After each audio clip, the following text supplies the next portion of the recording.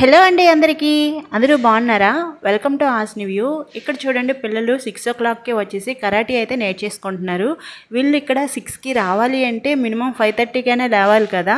ఈ పిల్లల్ని చూస్తే నాకు చాలా గ్రేట్ అనిపిస్తుంది. కొంతమంది పిల్లలు అయితే స్కూల్కి వెళ్ళేంత వరకు లేవరు. వీళ్ళు 6కి వచ్చి కరాటీ నేర్చుకొని ఇంటికి వెళ్ళి ఫ్రెష్ అప్ అయ్యి టిఫిన్ చేసి 8లోగా స్కూల్కి వెళ్తారు. వీళ్ళని చూస్తే నాకు చాలా ముచ్చట వేస్తుంది. వీళ్ళని చూసి చాలా నేర్చుకోవచ్చు అనిపించింది.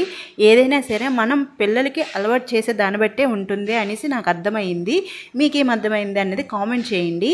ఇక్కడైతే నేను మా హిమాన్ష్కి కొంచెం హెల్త్ బాగాలేదు, హాస్పిటల్కి అయితే తీసుకువెళ్ళాడు. వాడికి మార్నింగ్ 3 o'clock ఆ టైం అప్పుడైతే కంటిన్యూస్గా ఏడుస్తూనే ఉన్నాడు మార్నింగ్ వరకు. ఏంటి అంటే పంటి నొప్పి, మౌత్ పెయిన్ అంటున్నాడు. ఓకే, ఏమైనా ఓపెన్ చేసి చూస్తే పళ్ళు ఏమి పుచ్చిపోయలేవు. ఇంకా 2 days బ్యాక్ ఏమంటే వాడికి ఫీవర్ వచ్చింది, సిరప్లు అన్నీ వేసాం కదా, వాడికి ఏమైనా సైడ్ ఎఫెక్ట్ ఏంటో దానివల్ల అనేసి భయపడి వెంటనే హాస్పిటల్కి అయితే వెళ్ళిపోయాము.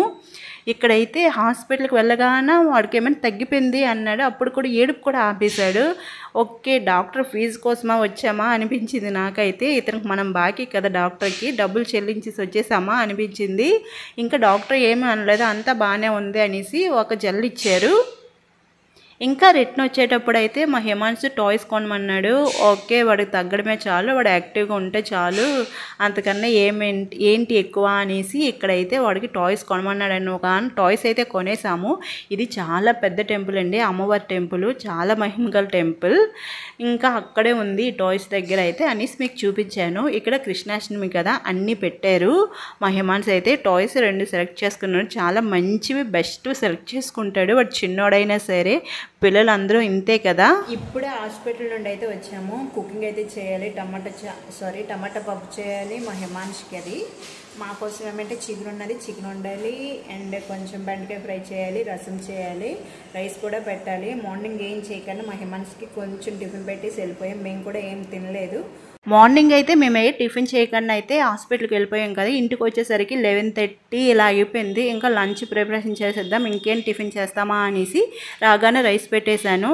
ఇంకా గంజిలో కొంచెం సాల్ట్, లెమన్ వేసుకొని తాగేసాము. ఇక్కడైతే లంచ్కి అయితే ప్రిపరేషన్ చేస్తున్నాను.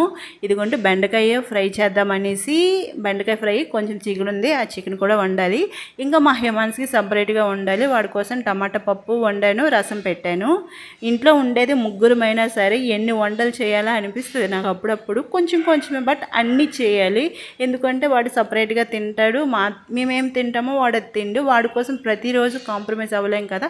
అలా అనేసి వాడికి ఏం పెట్టకన్నా వండలేం కదా. వాడికి హెల్తీగా పెడుతూ మాకు నచ్చింది తినాలి కదా. సో వాడి కోసం ఏమంటే టమాటా పప్పు వండాను. ఇక్కడైతే అప్పడం కూడా వేపుతున్నా. వాడికి అప్పడాలంటే చాలా ఇష్టం. వాడికి టమాటా పప్పు అప్పడం అయ్యి వాడికి కొంచెం తినిపించేశాక మేమైతే లంచ్ అయితే తిన్నాము.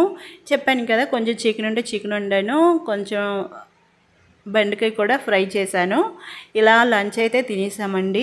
ఈ రోజుటి వీడియో ఇక్కడితో ఎండ్ చేసేస్తున్నానండి. ఎందుకంటే ఆఫ్టర్నూన్ అయితే నేను ఏ వీడియోస్ అయితే షూట్ చేయలేను. మా హిమాన్ష్ ఉంటాడు కదా, వాడితో కూడా ఆడుకోవాలి.